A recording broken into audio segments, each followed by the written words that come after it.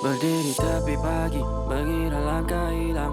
Tak berdegup laju tapi nadaku yang usang. Memaksa hidup bunga-bunga yang tak mau berkembang. Menunggu keindahan yang tak akan pernah datang. Ini bilik tuition ke Saramap? Hai. Apa kata korang simpan duit, beli perfume.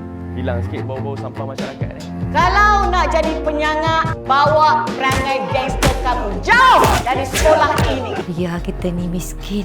Jadi jangan orang bodohan kita. Kita orang dah penat kena kutuk, kena hina. Kita nak buktikan yang kita orang pun ada maruah. Antara SPM dengan ibu, aku rasa korang tahu apa yang akan aku pilih. Awak masih dipuji saya, Iman. Awak memang tak suka dengan Nick and the gang kan? So obvious lah sekarang ni kan.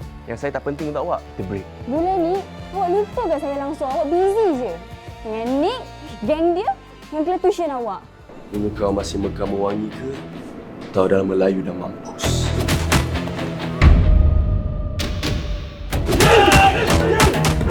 Setiap student yang awak tutor, diorang perlu dapatkan minimum 3A.